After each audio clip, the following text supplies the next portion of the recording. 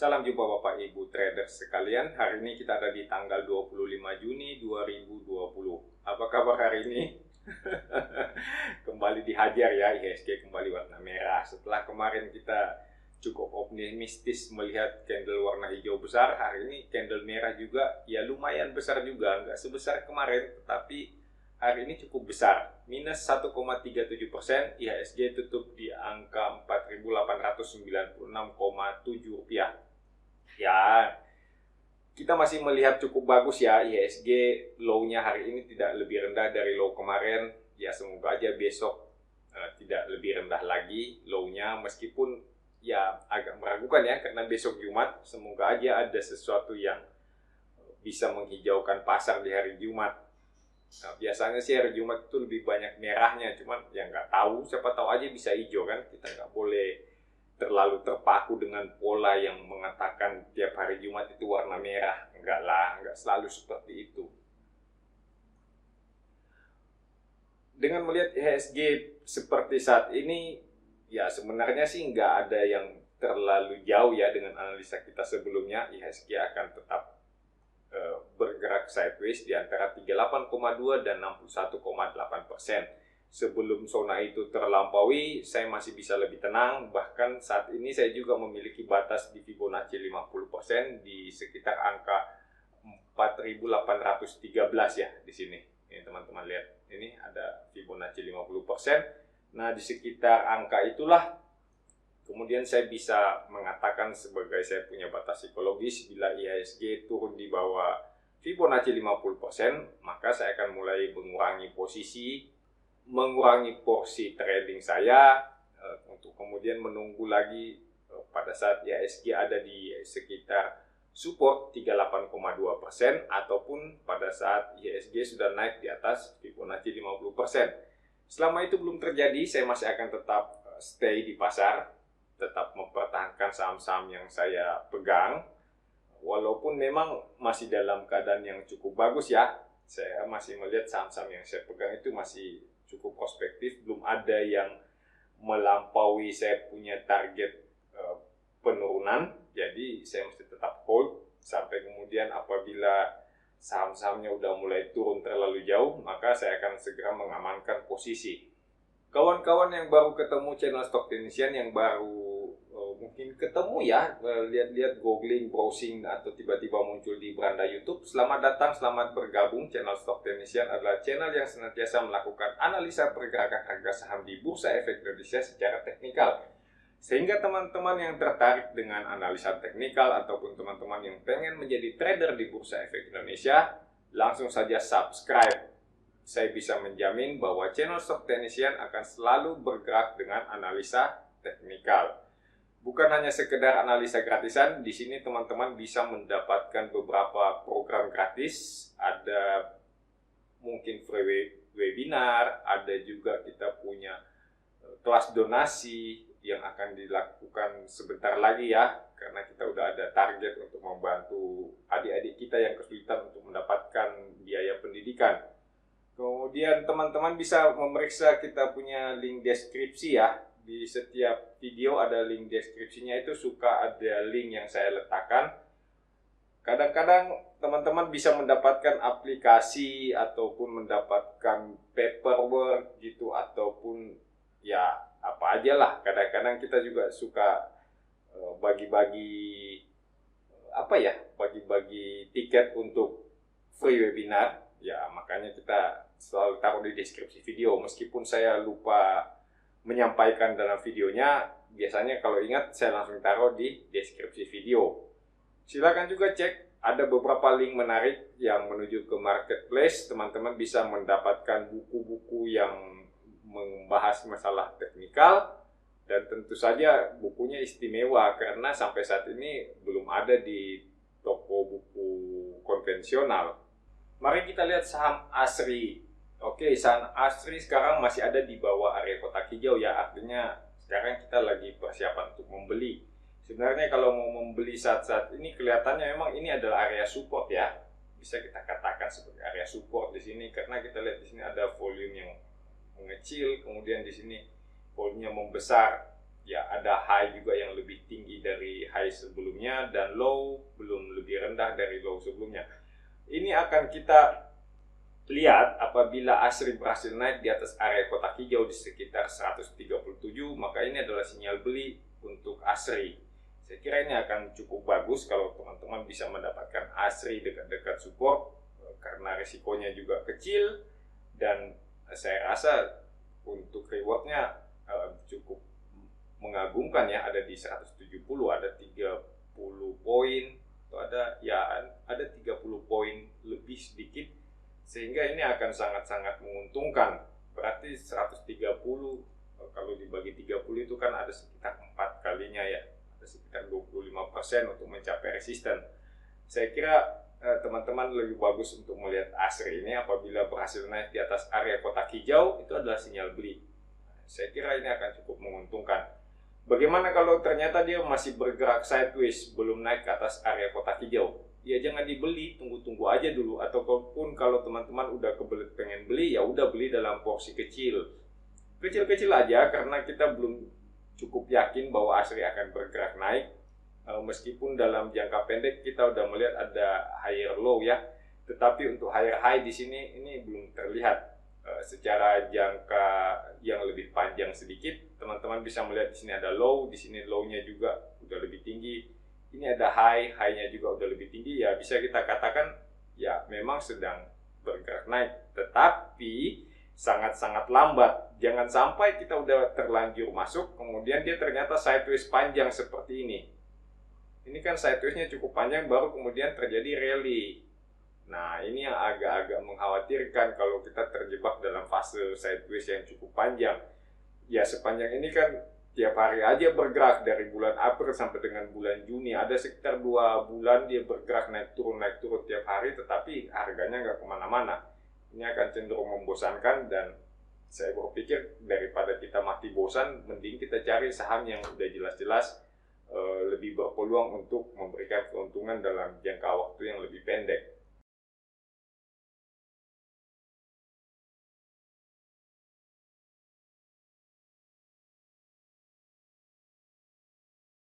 Selanjutnya saya punya WSKT. Wow, WSKT kayaknya ini masih oke ya. Ini WSKT-nya masih ada di sekitar support. Saya pikir ini WSKT terlihat cukup menarik. Kalau teman-teman bisa melihat kita punya WSKT sekarang dengan candle merah sebesar ini masih tetap bertahan di area support ya, masih tetap di area kotak kuning. Ini adalah salah satu pertanda yang baik. Salah satu pertanda yang bagus karena teman-teman lihat sejak dia di atas ini volumenya cenderung terus mengecil. Kita lihat juga memang perjalanan WSKT cenderung turun, maka ya kita mengatakan ya, harga bergerak turun dan volume mengecil itu adalah suatu pertanda yang bagus. Kita boleh ikutan beli. Cuman masalahnya sama seperti tadi, kalau dia ternyata sideways sepanjang ini, ya ini juga membosankan ya. Nah, lebih baik teman-teman sabar menunggu setelah dia cukup kuat di atas area kotak kuning, barulah kita membeli. Jangan sampai dia bergerak seperti ini terus-terusan. Nah, ini kan agak membosankan. Makanya saya agak-agak khawatir kalau teman-teman belinya saat ini, kemudian dia masih bergerak terus di bawah area kotak kuning, naik-naik sedikit terus turun lagi, ya begitu deh, itu akan sangat-sangat menyiksa gitu. Apalagi kalau yang udah terlanjur masuk kemudian agak-agak nyangkut, sekarang kan keputusannya agak ragu, mau dijual tapi masih ada di support, belum tembus supportnya gitu. Kalau mau dipertahankan juga nggak tahu berapa lama, masih dalam keadaan floating loss. Wah, itu kan agak-agak galau. Mending kalau udah lebih jelas ada di atas resisten area kotak kuning, barulah kita mulai ikutan membeli dengan harapan WSKT bisa naik lebih tinggi atau bahkan bisa sampai ke area resisten di kotak merah.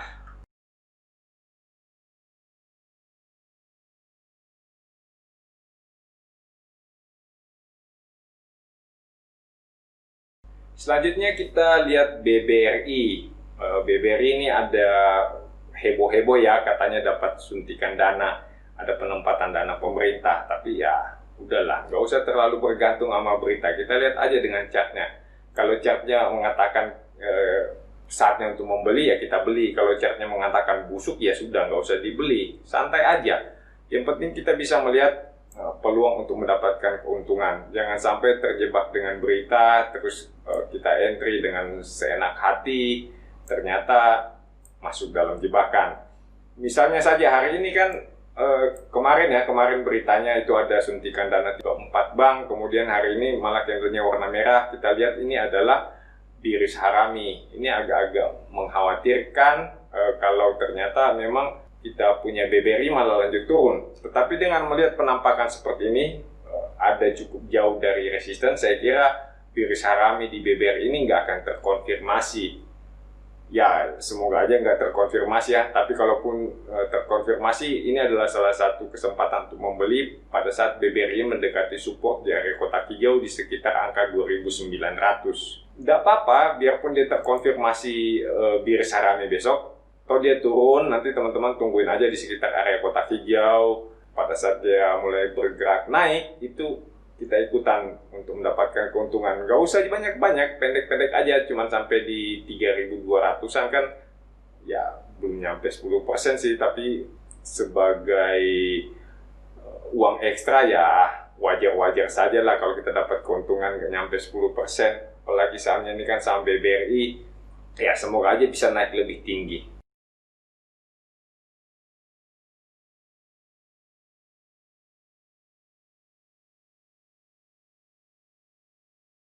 Kita akan lihat CCSI.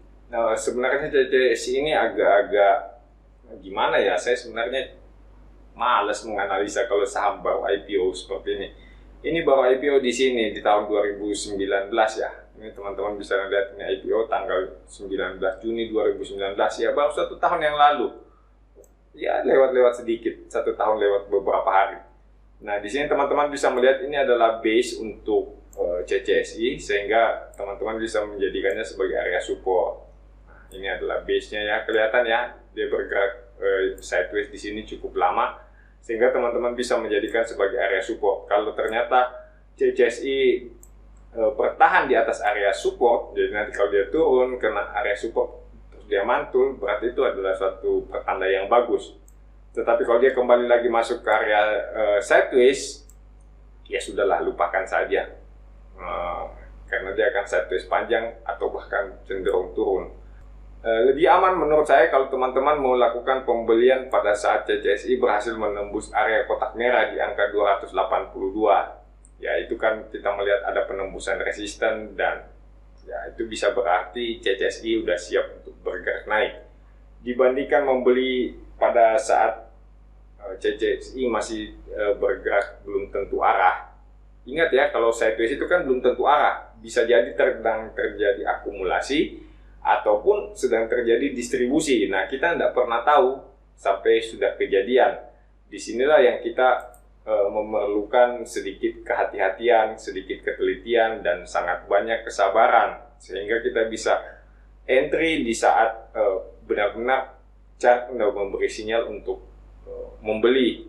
Saat ini kan, ya kalau udah ada yang beli pada saat dia sideways di sekitar area kotak hijau, ya sekarang udah dalam posisi cuan. Tapi kalau teman-teman membayangkan lagi memasuki fase sideways yang cukup lama dan tidak ada salah satu pun pertanda bahwa CCSI akan segera bergerak naik, agak-agak tersiksa saya kira. Daripada menyiksa diri di saham kita nggak bisa analisa, lebih baik kita pindah cari saham lain yang memenuhi kita punya kriteria teknikal.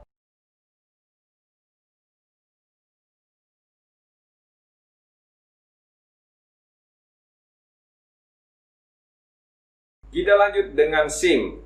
Teman-teman yang follow Instagram Stock Technician, saya kira ini udah dibahas di Instagram ya, beberapa hari lalu mungkin, atau bahkan baru kemarin kita bahas di Instagram.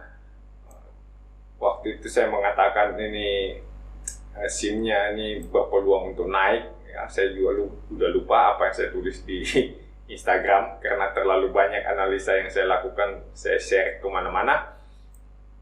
Ya, jadi agak-agak lupa gitu saya nulisnya apa. Tapi yang jelas saya masih ingat saya merekomendasikan untuk memperhatikan SIM.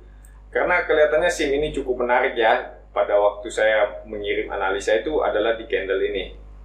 Di candle hijau, kemudian ada candle merah kemarin. Hari ini udah mulai hijau lagi, tapi sayang volumenya belum mendukung. Tapi nggak apa-apa. Kita bisa melihat ini sebagai suatu support testing. Ya, ini adalah sebagai support testing. Kebetulan aja resistennya ini di area kotak kuning ada resisten minor, kena, kemudian dia turun lagi. Besok kalau SIM berhasil menembus area kotak kuning di angka 270, itu adalah salah satu pertanda yang bagus. Jangan sampai ketinggalan. Mudah-mudahan aja dia naik terus sampai ke area kotak merah di angka 320-an. Kelihatannya itu masih masuk akal, masih memungkinkan karena kita lihat MACD-nya juga masih golden cross di atas 0, CCI mantul ini kan.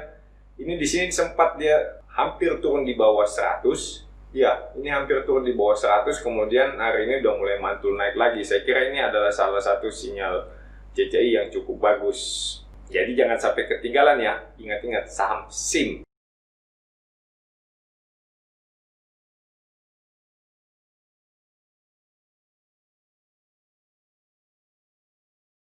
Selanjutnya saya punya saham WG. Nah, WG juga kayaknya belum berhasil menembus area sideways-nya ya. Ini adalah false break kayaknya, meskipun dengan volume yang tinggi, tapi kita lihat ya harganya kembali turun. Ya enggak apa-apa, santai aja. Meskipun turun kita lihat volumenya mengecil. Dan ini teman-teman boleh tetap menjaga kita punya area kotak kuning di sekitar 200 ataupun 202 ya. 200 sampai 206 itu oke. Teman-teman bisa melihat area ini. Apabila kemudian WG bergerak naik di atas area kotak kuning, saya pikir itu adalah salah satu pertanda yang bagus. WG akan melanjutkan perjalanan sampai ke area kotak merah di angka 250. Berarti kalau dari sekitar angka 200 ke 250 itu ada seperempatnya ya, ada 25% keuntungan yang dijanjikan oleh WG.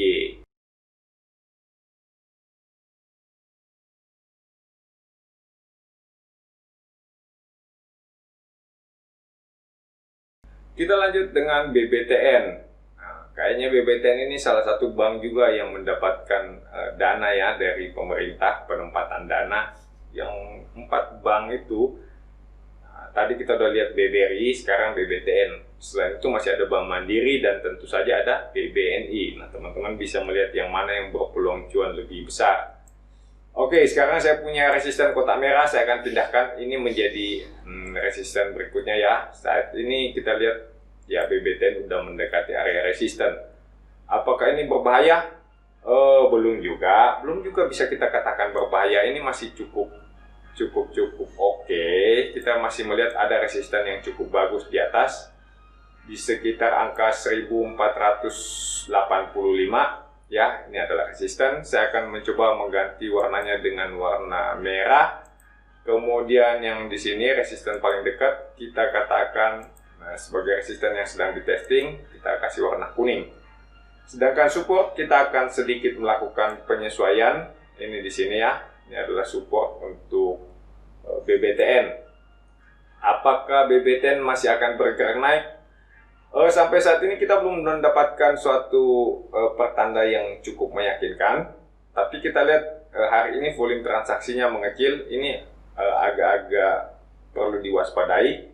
Lakukan pembelian saat BBTN berhasil bergerak naik di atas area kotak kuning di sekitar 1220.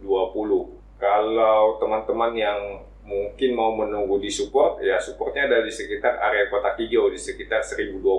Tapi jangan terlalu banyak berharap bisa mendapatkan di 1020 ya. Karena kalau teman-teman lihat di sini nih ada sedikit support kecil tempat dia mantul. Ya, ini di sekitar ya 1100 ya.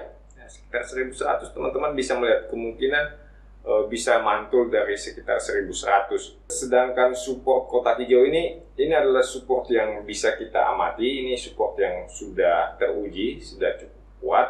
Nah, di sini agak lebih meyakinkan. Jadi kalau ternyata dia breakdown 1100, ya mungkin teman-teman bisa memperhatikan 1020. Nah, di 1020 inilah sebenarnya teman-teman bisa meletakkan batas aman. Kalau misalnya BBTN turun di bawah 1020, ya sudah, melarikan diri aja lah.